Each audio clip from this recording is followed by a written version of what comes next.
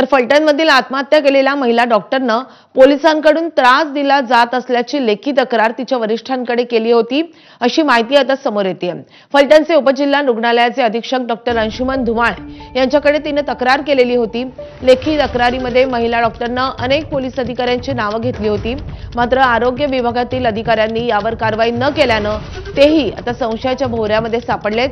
Doctor Anshuman Dhumal यांच्याशी बातचीत केलेली आहे आमचे प्रतिनिधी मंदार गोंजारी यांनी। डॉक्टर धुमाळ आपल्या सोबत आहेत। फलटणच्या त्याच उपजिल्हा रुग्णालयामध्ये आम्ही आहोत, ज्या ठिकाणी या पीडित महिला डॉक्टर काम करत होत्या आणि इथे डॉक्टर धुमाळ हे प्रभारी अधीक्षक म्हणून काम करतायत, बरोबर सर? आता मला सांगा की या महिला डॉक्टरांनी लेखी खुलाशामध्ये स्पष्टपणे म्हटलं होतं की या महिला डॉक्टरांना त्रास दिला जातो आहे पोलिसांकडून आणि त्यांच्या जीवाचं जर काही बरं वाईट झालं तर याला पोलीस जबाबदार असतील। त्रास पोलिसांकडून दिला जात होता, पण त्या तुमच्या विभागाच्या कर्मचारी होत्या, तुम्ही त्यावरती का पावलं उचलली नाहीत? आमच्या कार्यालयात, उपजिल्हा रुग्णालय कार्यालयात येथे कुठेही की त्यांना पोलीस कर्मचारी त्रास देत आहेत असा उल्लेख आमच्याकडे केलेला नाही।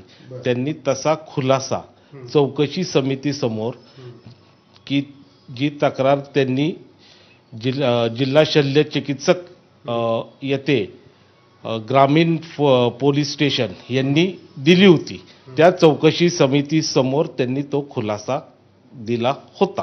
सर, याच्यामध्ये हा त्यांचा खुलासा आहे ज्याच्यामध्ये डॉक्टर धुमाळ म्हणून तुमचं नाव आहे की मी धुमाळ सर यांना असं कळवलं म्हणून या ठिकाणी की बाबा असा काही प्रकार घडलेला नाही, जो आरोप या पोलीस अधिकाऱ्यांकडून त्यांच्यावरती केला जात होता की जे उपचारांसाठी आणले जाणारे किंवा वैद्यकीय तपासणीसाठी आणले जाणारे जे आरोपी आहेत तर त्या आरोपींना लवकर त्या सर्टिफिकेट्स देत नाहीयेत, तर मग असा आरोप पोलीस करतायत। त्या तुमच्या महिला ज्या डॉक्टर आहेत त्या म्हणतायत की माझा छळ होतोय, तर तुमच्या विभागाकडून का नाही याच्यावरती पावलं उचलली गेली? त्यांनी माझा छळ होतोय असं आमच्या विभागामध्ये कुठेही त्यांनी आम्हाला लेखी स्वरूपात कळवलं नाही। त्यांनी फक्त चौकशी समिती समोर पोलिसांबाबत काही त्यांचे मुद्दे मांडले आणि चौकशी समितीचा जो अहवाल आला त्यानुसार त्यांना सूचना देण्यात आल्या व हे प्रकरण तेथेच संपले होते।